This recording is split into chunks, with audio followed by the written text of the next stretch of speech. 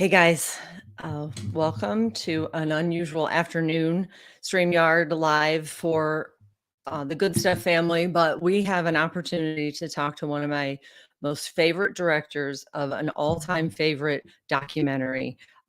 We've got him for like 10 minutes.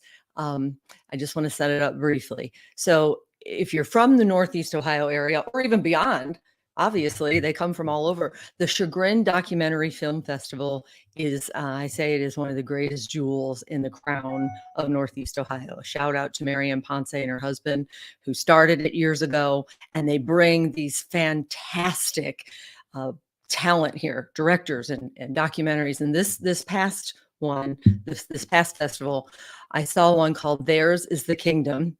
And I knew I was going to have to find the director. I wanted to stand up and clap. And sure enough, at the end, they said, and we're so proud and lucky to have with us today director Chris Zaluski. And I was like, I had to go up there and introduce myself. So I'm equally as excited even today to say, here we have with us Chris Zaluski. Hi, good morning or afternoon. Where are we? Hey, thank you. Thank you for having me. Yeah, and I know you're giving us 10 minutes. You're busy. You're not even, Yeah. Yeah, and so but we have to announce this that there so I can actually, if you have the time, I can show. I still have that trailer in here if you want me to show it. Sure. And then we can talk more. Do you want to go ahead and do that so Yeah. people who are watching are familiar? Okay. All right, perfect. One moment, please.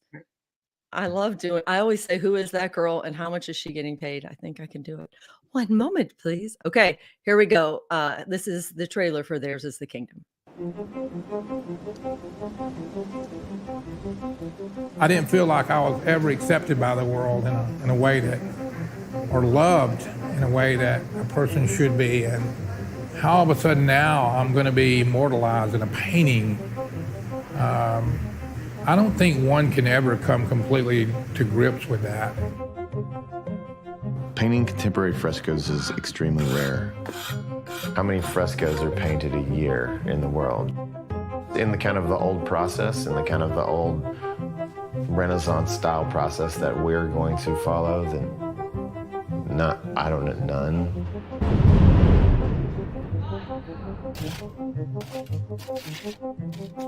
There is something about looking at another human being that requires acknowledging their dignity. That's what I hear overwhelmingly from folks in poverty again and again and again. That's the most painful part. That's the most dehumanizing part, that if I don't look at you, it means that I really don't think you're a human being. And so here we are at a fresco saying, these are the people we need to look at to most.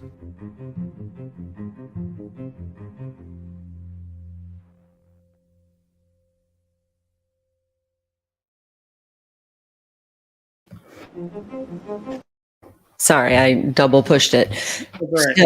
So even obviously I've seen it several times, and even that trailer again, it was genius. It was a stroke of genius, and that all you did was tap into the very thing that the people who run that church see every day. So would you go ahead, and for the people who haven't seen you interviewed here before, tell us a little bit about how the concept came to be.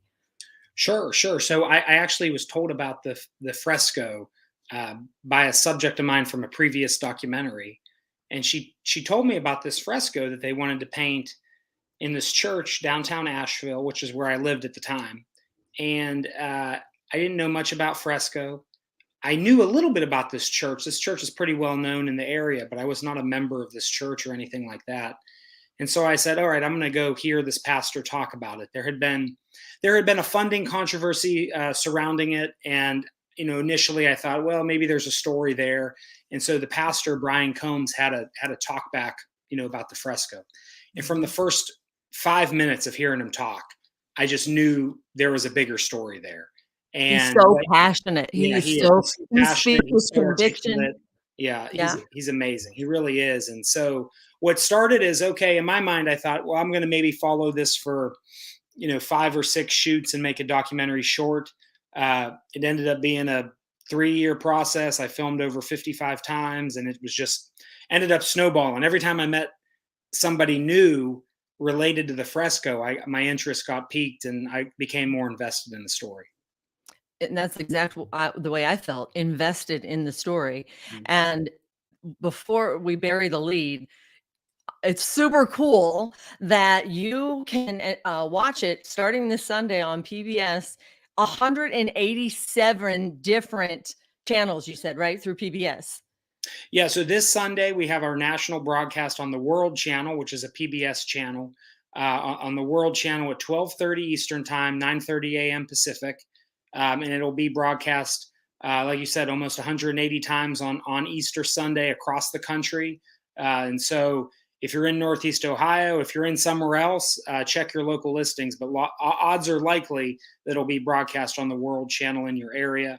And if you're not in the World Channel area, that's fine. We're on Apple TV, Google Play, and you could watch it there as well. But our big national broadcast is happening on Easter Sunday, which is really fitting for the themes and the topic of the documentary.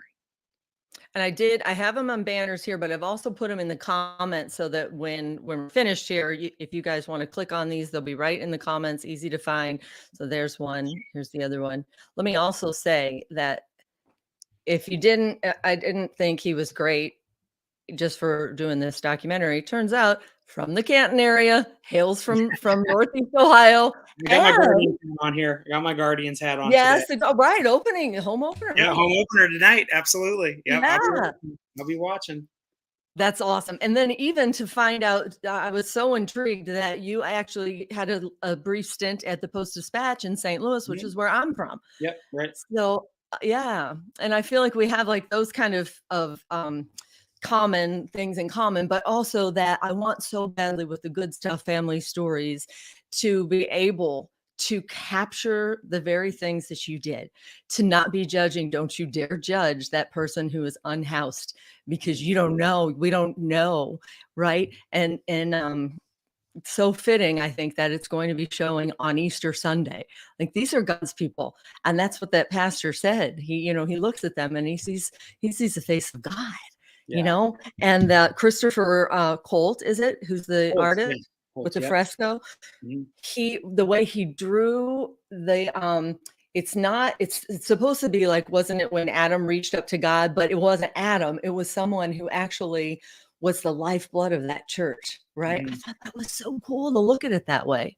Yeah, I mean, it is. It's not necessarily a biblical scene that's depicted in the real fresco, but it's kind of a creative composition of a lot of things, mainly inspired by the Beatitudes, which is where the title of the film comes from. Theirs is the kingdom, and so yeah, it's really cool to see a fresco, which is a really ancient art technique that isn't practiced very much anymore, painting real people living in the Asheville community, dealing with homeless, addiction, mental illness. The film attempts to do justice to the fresco, but if ever you're in Asheville or Western North Carolina, I encourage you to go check it out yourself. It's at the Haywood Street Congregation in Asheville, North Carolina. And so, yeah, the film tells the story of this fresco. It tells the story of fresco art in general, and you get to meet a number of the folks who are in the painting. Yes. And when you talk about the how rare frescoes are, wasn't it? Is it the Sistine Chapel? What is that? That technique is based Sure. where, most Yeah, I notably? mean, Sistine Chapel is probably one of the more famous ones. The Last Supper by Da Vinci is one of the more famous ones.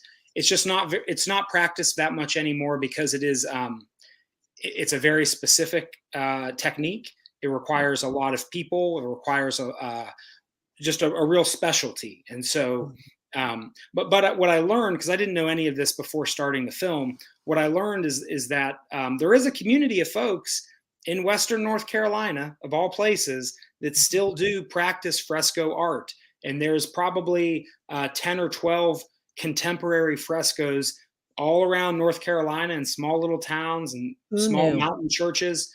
And so it's pretty neat to learn about that. But the Haywood Street fresco is the newest of those frescoes. Who knew? And it's rare because it's so arduous. You really get an appreciation for that and the commitment and passion that he has, that Christopher had. So I'm going to make sure I tag all my North Carolina friends too. Maybe they didn't even know Cool. they have all of that right there. Yeah. Yeah. And I want to close because I want to be respectful of your time. But I loved when what's the pastor's name there again, please, one more time? Brian Combs. Right. When Brian Combs said, you pass them and we don't even, it's like we don't even look when we pass a homeless person. If you don't look, you've just told them they don't exist. And here they are now, not only just looked at in passing, people are flocking to see their faces, their stories immortalized on this rare. I mean, I have goosebumps even talking about it. And now they have purpose, and you can see at the end, they can't even keep the tears from, they don't even believe that they're worthy. I mean, this was such a fantastic project. It really was. And it turned completely upside down any kind of stereotype, that we might have. And so I'm so grateful to you. Do you want to, one more time, how do we find you on social media? Theirs is the Kingdom. And one more time, if you would, where they can watch this documentary coming up on Sunday. Sure. So theirs is the kingdomfilm.com. We have a running list of screenings and different places where it's being picked up. And then theirs is the Kingdom on Instagram, at theirs is the Kingdom. We always post on there as well. But this Sunday is the big broadcast that'll be on the World Channel at 12:30 Eastern Time, 9:30 a.m. Pacific. And then it's also on Apple TV and Google Play. So you could find us. If there's any questions, though, the best place to go is theirs is thekingdomfilm.com. That's our website. So excellent. Again, thank you. As good as you are as a director, as a career, you're also a teacher and a professor, right? But as good as you are at directing and all the sequencing and the sound, and I say that it's a calling for you, even more so in that the legacy that you're going to leave in the message. And I just thank you. I just thank you. And I hope you have a happy Easter, a blessed Easter. And thanks for taking time for us today. Thank you, Dawn, for having me. I appreciate it. And a happy, blessed Easter to you as well. Thanks so much. God bless.